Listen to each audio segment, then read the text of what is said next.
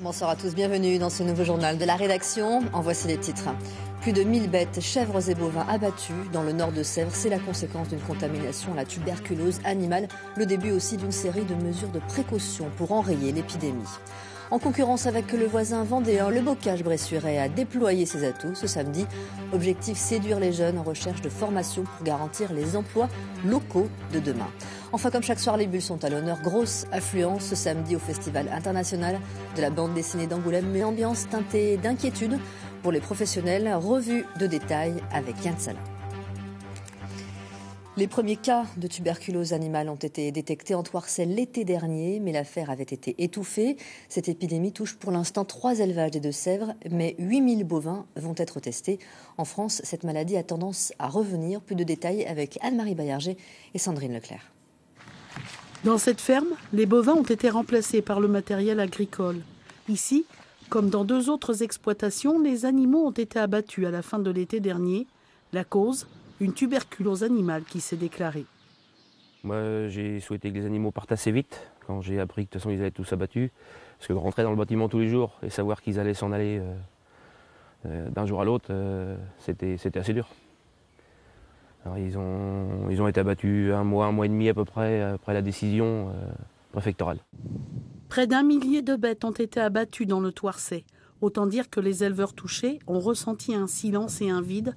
Aujourd'hui, certains sont choqués psychologiquement, comme ici dans cet élevage, où les 730 chèvres et 67 bovins ont pu être remplacés grâce à un début d'indemnisation. Un lourd fardeau pour le maire du village. La profession est toujours difficile à vivre, ne serait-ce qu'entre agriculteurs, parce que c'est toujours un challenge, une compétition. On a peur de quoi ? Disons que la rumeur s'enfle encore et qu'il soit mis à l'index alors qu'il essaie de faire le maximum pour éviter tout cela. Pour éradiquer la bactérie de la tuberculose animale, une maladie contagieuse très réglementée, les vétérinaires n'ont d'autre choix que d'abattre les animaux. Quand on a un animal dans un cheptel dont on a mis en évidence qu'il y a la tuberculose, il a forcément contaminé les autres, pas forcément tous. Et compte tenu que c'est une maladie à évolution lente, on ne sait pas à quel stade ça en est. Donc le meilleur moyen qu'on a d'éradiquer la maladie, c'est de repartir à zéro. Dans un périmètre de 5 km autour du village, environ 8000 bovins de plus de 18 mois vont encore subir des tests. En bref, cette enquête en cours après la découverte de restes humains dans un fossé de la commune de Bousset dans les Deux-Sèvres. Ce cadavre a été trouvé par hasard par un promeneur. C'était mercredi matin. Une autopsie devrait permettre de l'identifier. Parmi les hypothèses figure notamment José Henriquez, un de Sévrien porté disparu depuis l'été dernier. Reprise partielle du trafic des bus de La Rochelle. Condamnés hier à lever leur blocus du dépôt, les grévistes ont suspendu leur mouvement après 4 jours de perturbation. Gratuit ce samedi encore, le stationnement redevient payant dès lundi. Pour les lycéens, c'est l'heure des choix. En ce moment, les rendez-vous d'orientation se multiplient. Ce samedi, Bressuire organisait donc son carrefour de l'orientation, de la formation, de l'emploi et des métiers. Première étape pour garder les jeunes au pays. Tanguy Squazek et Laurent Gauthier. Depuis 9 ans, le rendez-vous est pris. À Bressuire, Bocapol accueille plus de 7000 visiteurs.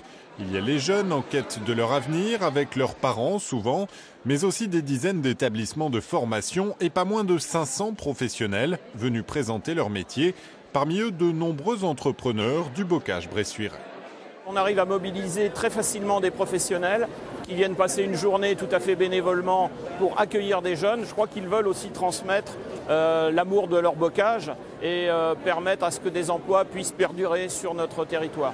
Un territoire qui, malgré la ruralité, brille par son dynamisme économique et la variété de ses emplois. Reste à convaincre les jeunes d'y trouver leur place. Il ne faut pas que tu te focalises que sur l'électricité. Il ne faut pas que tu hésites parce qu'il faut être polyvalent.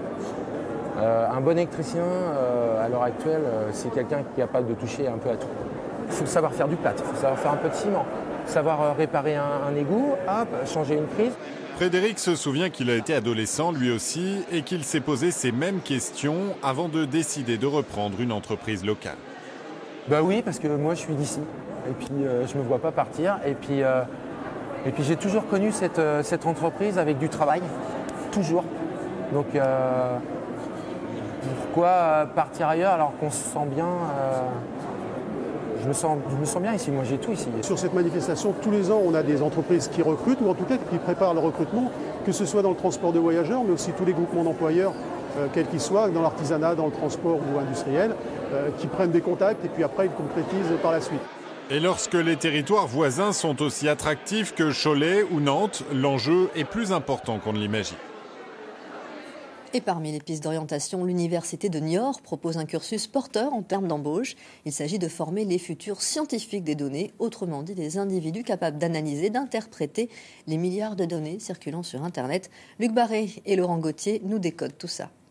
Ces étudiants sont des futurs data scientists, comprenez des scientifiques de la donnée. Ces données que l'on trouve dans ce qu'on appelle communément le big data. Avec le développement des objets connectés, on va se retrouver face à un flux de données qu'il est intéressant d'explorer, d'analyser avec de la statistique pour mieux cerner les attentes des clients, pour mieux appréhender une tendance, donc finalement pour rester compétitif. Et pour devenir un expert de la donnée, le pôle universitaire de Niort propose une formation en 2 ou 3 ans, un DUT statistique et informatique décisionnel. Les étudiants manipulent des données sur des volumes plus réduits, mais ils commencent à découvrir des techniques statistiques, des techniques informatiques et aussi de la communication pour arriver à aider à la décision. Ensuite, on a aussi une licence pro où là, on va sur de la conception de solutions décisionnelles plus opérationnelles. Cette formation existe depuis 20 ans à Niort. Elle ouvre ses portes à une quarantaine d'étudiants chaque année, séduits par une filière d'avenir. On peut aller vers tout et n'importe quoi. On peut aller dans le commerce, on peut aller dans le décisionnel, bien sûr. On touche à l'informatique. Donc dans tout ce qui est finance, on peut se déboucher vraiment partout. Que c'est ça qui motive un peu. Parce qu'on est quasiment sûr de trouver quelque chose après notre diplôme. Depuis quelques années, ces profils de poste sont de plus en plus recherchés par les entreprises, notamment les banques et les assurances. Pour pouvoir prendre leurs décisions, parce que la statistique, avant tout, c'est de l'aide à la décision.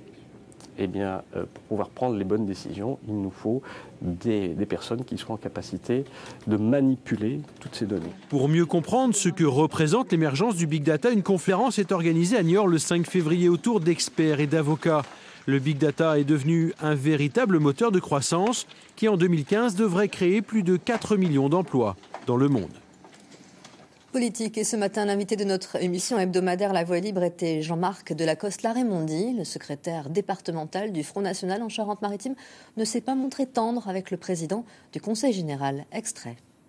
M. Bussereau est devenu le grand baron local. Quand je vois par exemple cette formidable, cette monstrueuse intercommunalité du pays, de toutes les communes du pays de Haute-Saintonge, sur laquelle règne tel un seigneur féodal, M. Bussereau, croyez-moi, moi j'entends les maires locaux, ils sont tous transis de peur à l'idée de déplaire à M. Bussereau. Ça suffit ces féodalités locales, ça suffit. Parmi les informations que vous avez retenues dans cette semaine d'actualité régionale, sur notre page Facebook, l'alerte au verglas a été lue près de 80 000 d'entre vous. Cet aléa a d'ailleurs provoqué de très nombreux accidents de la route. Et sur notre site internet, l'article récoltant la meilleure audience est la réponse de ce professeur de philosophie suspendu par le rectorat de la Vienne. Il est soupçonné d'avoir fait l'apologie du terrorisme. C'est aussi l'une des informations sélectionnées par Sophie Gaud. Une suspension à titre conservatoire pour apologie d'actes de terrorisme. La mesure prise par le rectorat, qui a également saisi le procureur, a provoqué la stupeur à Poitiers. Comment Jean-François Chazeran, professeur de philo à Victor Hugo, militant associatif et politique de gauche, aurait-il pu tenir ce genre de propos au lendemain de l'attentat chez Charlie Hebdo ? Je ne suis pas suspect de vouloir que des gens tuent des gens. Je suis contre la peine de mort. Et dans le cours, j'ai soutenu des analyses pour essayer d'expliquer l'émergence du terrorisme. Pour ses élèves, c'est sa façon de susciter le débat qui a été mal interprétée. Il était dans le but pour nous provoquer et nous faire réagir. D'ailleurs, c'est ça la philo, et nous développer notre esprit critique. Et ce qui s'est passé, c'est qu'ils ont tout pris au premier degré. Sur les réseaux sociaux et dans la rue, le soutien s'organise. Alors, le recteur sort de son silence et fait le point. Moi, je me dois de protéger les élèves et de protéger les enseignants par rapport à ce qui se passe à l'intérieur de l'école. Il y a une plainte de parents d'élèves, j'examine la plainte, je fais faire une inspection qui entend l'enseignant et au vu des éléments qui sont dans le dossier, il m'apparaît qu'il faut poursuivre l'instruction de façon à démêler le vrai du faux. Jeudi, l'enseignant a reçu une convocation devant la commission disciplinaire académique pour le 13 mars prochain. Il devra s'expliquer sur des propos inadéquats tenus en classe. Et Charlie Hebdo était dans toutes les têtes à Angoulême pour l'ouverture du festival de la bande dessinée. Une banderole géante déployée sur le fronton de la mairie et une exposition sur l'histoire du journal satirique. Toutes les unes et une vérité à mettre sous le nez des ignorants. Non, Charlie ne s'intéresse pas qu'à l'islam. Sur l'année 2013, ils ont fait une couverture qui est en rapport avec l'islam. Une sur 52. Un prix spécial a d'ailleurs été décerné à Charlie Hebdo cette année. Et pour tous les ignorants, tous ceux qui veulent réécrire l'histoire à leur façon et en nier les périodes les plus sombres, ont commémoré cette semaine le 70e anniversaire de l'arrivée de l'armée rouge à Auschwitz, un camp d'extermination où 1 100 000 personnes ont été assassinées, dont 900 000 juifs. Quelques-uns ont échappé aux flammes des crématoires qui leur étaient promises. Ida Grinspan est une de ces survivantes. À 85 ans, elle raconte inlassablement à toutes les générations d'élèves qu'elle rencontre ce qu'elle a vécu en détention. On a des retours, ça veut dire que les élèves quand même se rendent compte de ce qui s'est passé et nous écrivent ou viennent nous dire, les élèves qui en partant viennent me remercier d'être venus et me disent madame, on se souviendra. Un jour, il n'y aura plus de témoins, alors il faut entendre la voix d'Ida et de tous ceux qui racontent pour que les ignorants soient réduits au silence. Place à présent à notre rubrique consacrée à vos droits. Quand des dettes refont surface, mieux vaut ne pas faire l'autruche. François Gibert a d'autres conseils sur le sujet.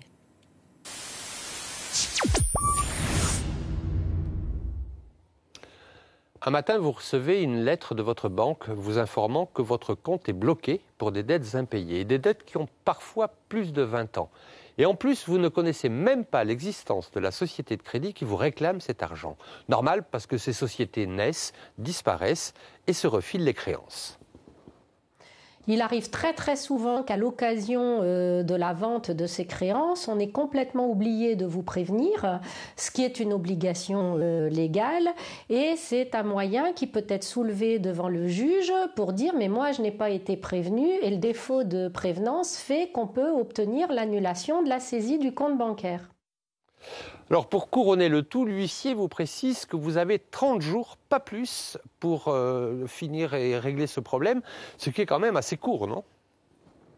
Quand le compte bancaire est bloqué, dans le délai de 8 jours, l'huissier doit vous apporter un acte qui s'appelle dénonciation, sur lequel il est mentionné qu'il y a 1 mois pour saisir le juge de l'exécution du tribunal. Tout est indiqué dans l'acte. C'est très important de respecter le délai, puisque après, la saisie sera validée, l'huissier obtiendra le paiement des sommes. Donc les démarches, allez voir un avocat, lui expliquer votre problème, c'est lui qui saisira le juge pour contester cette saisie. Alors heureusement, même si le procédé peut sembler odieux, le blocage d'un compte n'est jamais irréversible. Non, bien que ça pose des difficultés sur la vie quotidienne dans la mesure où les prélèvements de l'électricité, de l'emprunt maison et autres risquent d'être rejetés. Mais il y a sûrement quelque chose à faire et ne pas se dire que parce que l'huissier l'a fait, il a forcément raison. Les droits du créancier trouvent leurs limites aussi dans les droits du débiteur, notamment à être informé ou à opposer des prescriptions ou des formalités qui n'ont pas été respectées. Alors tout ça est un peu compliqué, mais ça vaut quand même le coup de se battre. Alors ça ne va pas annuler la dette, bien sûr, mais ça permettra peut-être d'effacer les intérêts. Et c'est déjà pas si mal. En sport rugby, c'est le match des extrêmes ce soir à La Rochelle. Les Maritimes, lanterne rouge de top 14, affrontent Montferrand et à une poignée de secondes de la mi-temps, les deux équipes font jeu égal 6-6, résumé dans nos prochaines éditions. Défaite également pour les basketteurs poitevins. En déplacement à Antibes, ils se sont inclinés 69-60. Le PB 86 est 12e au classement de Pro B. Et puis, hier soir, en football, les Chamois-Niortais espéraient profiter hier soir de la réception de Créteil pour renouer avec le succès et sortir de la zone rouge de Ligue 2. Au contraire, les Deux-Sévriens sont en plein doute après une défaite 3-1. Résumé, Freddy Vetto, Julien Delage. Un hors-jeu mal joué, une hésitation de Delecroix et Piquion ouvre le score. Après 2 minutes de jeu, Niort est mené sur sa pelouse face à Créteil. Le pire scénario quand on connaît la difficulté des Deux-Sévriens à marquer un but cette saison. Nouvelle démonstration, il faut 8 situations dangereuses aux Chamois pour parvenir à égaliser. Frappe de la tête mal cadrée, arrêt du gardien, sauvetage sur la ligne, barre transversale, toute une panoplie d'occasions non concrétisées, celle d'une équipe sans réussite. Et quand Martin trouve enfin l'ouverture, conclusion d'une belle action à la 63e minute, l'équipe se relâche. Créteil en profite pour reprendre l'avantage 3 minutes plus tard par l'intermédiaire de Dabo, le coup de massue fatal. On se met une balle dans le pied assez rapidement en prenant ce but bête. On a le bonheur d'égaliser sur une belle action et puis malheureusement 3 minutes après on prend ce deuxième but là où voilà, ça nous fait beaucoup de mal. Voilà. L'option offensive de Régis Brouard avec l'entrée de Dona Endo et la première apparition chez les professionnels de Grain ne change pas la physionomie du match. Niort attaque, mais c'est Créteil qui marque. Endoy scelle le score de la rencontre à la 87e minute et plonge les Chamois en plein doute. Continue à rester serein. Je pense qu'on a vu quand même dans le jeu, dans la production, une équipe de Niort qui allait vers l'avant, qui était offensive, qui essayait de déstabiliser leur adversaire. Mais c'est vrai qu'on a manqué encore d'efficacité offensive, ça fait mal. Le premier succès de Créteil à l'extérieur maintient Niort dans la zone rouge. Les Chamois 18e comptent le même nombre de points que Tours, premier non relégable.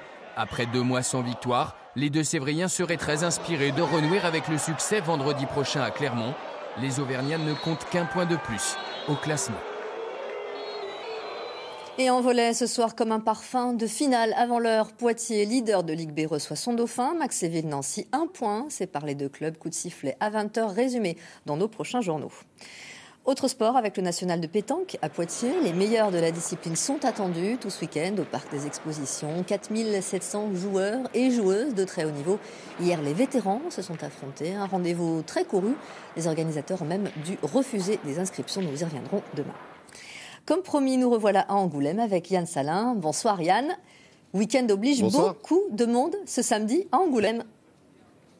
Bon oui Marion, c'est traditionnel, on le sait, le samedi c'est le jour où ça se bouscule dans les bulles. Peut-être un peu moins en ce moment, ça commence un peu à se calmer, mais c'est aussi pas un hasard si les auteurs de BD, scénaristes, dessinateurs ont décidé aujourd'hui, cet après-midi, d'organiser une marche de protestation, comme on va le voir sur ces images, alors que Fleur Pellerin, la ministre de la Culture, est attendue demain, ici à Angoulême. Ils voulaient tout simplement expliquer au grand public et surtout à leurs lecteurs toutes les difficultés qu'ils rencontrent désormais pour vivre de leur passion au quotidien. Cotisation sociale, avance, droit d'auteur, c'est un dossier très très complexe et donc je vous invite surtout, si vous en avez le temps et si vous êtes curieux, d'aller sur le site internet du syndicat national des auteurs de BD. Ils vous expliqueront tout parce que n'oubliez pas d'auteur, pas de BD. Toute autre ambiance maintenant, vraiment toute autre ambiance. On célèbre cette année les 40 ans de Fluide Glacial. Le mensuel va souffler ses bougies ce soir dans le centre-ville. Ça risque d'être, à mon avis, un tout petit peu rock'n'roll. Et vous allez le voir, malgré les semaines un peu pesantes qu'on a vécues depuis le début de ce mois de janvier, Super Dupont est toujours d'attaque. Nos amis disparus de Charlie Hebdo disaient par leur dessin que l'amour est plus fort que la haine, en pensant certainement aussi que l'humour est plus fort que la mort.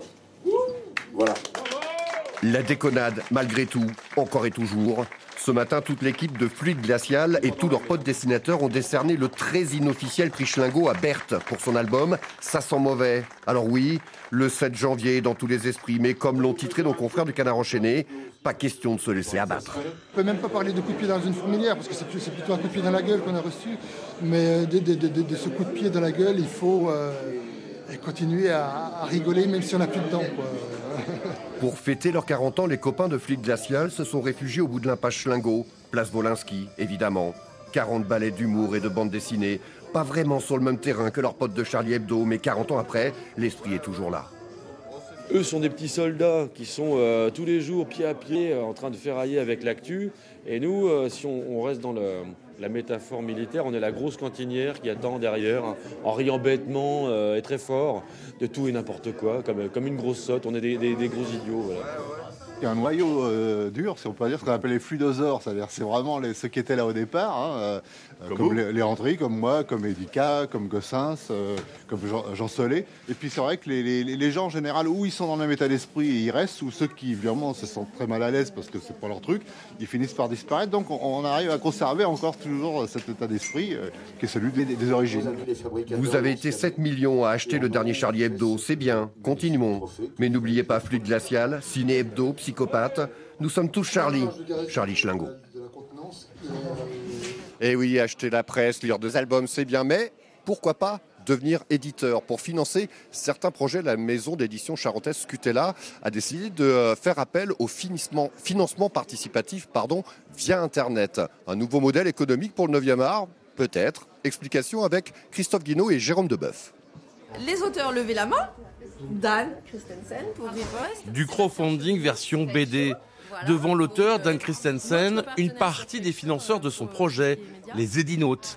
Sur le site, la participation minimale est de 10 €. Certains investissent beaucoup plus.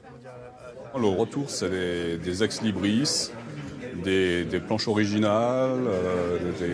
Et puis, vraiment, moi, ce qui me plaît, c'est ce dialogue qui se crée avec les auteurs. Tous sont fans de BD comme Jean-Luc. Montant investi, 1 000 €. Ce qui est hyper intéressant, c'est de participer et de suivre la construction de la BD. Du coup, l'auteur se sent tout de suite beaucoup moins seul, car autour de lui, il y a l'attente des financeurs. Je montre des croquis, je montre des bribes de scénario, je montre ce qu'on appelle le storyboard de l'histoire, et puis je montre des planches terminées, les planches en voie de réalisation, donc ça leur permet de voir un peu les coulisses du projet. Les premiers symptômes d'un métier qui change avec l'ère numérique, en bien selon le fondateur de la plateforme Sandaway. C'est une manière pour eux de reprendre leur sort en main. Donc ils décident, surtout dans les projets libres, on a des auteurs qui ont coupé les relations avec leur éditeur traditionnel, viennent éditer leurs livres chez nous, ils sont propriétaires de leurs droits. Pour le projet du dessinateur Dan Christensen, c'est l'éditeur lui-même qui a choisi cette méthode de financement. Du coup, moi, ça m'a permis, au niveau de la maison d'édition, de garantir la publication au printemps prochain, d'aller un petit peu plus vite dans la fabrication du livre et sa création, et aussi de fédérer une communauté de lecteurs qui ne sont pas forcément à la base des lecteurs Scutella. Riposte, le livre de Dan Christensen, a bouclé son budget participatif. Sa parution est prévue au printemps 2015. Voilà Marie-Ange, et si vous le voulez bien, on se quitte avec du blues, le dessinateur Mezzo et Jussi Elmer, 86 ans, c'était hier soir au théâtre, un vrai moment de grâce. Allez, à demain. Merci Yann et merci à vous. À demain, midi pile. Excellente soirée à tous. Retrouvez toute votre actualité régionale sur l'application France 3 Régions.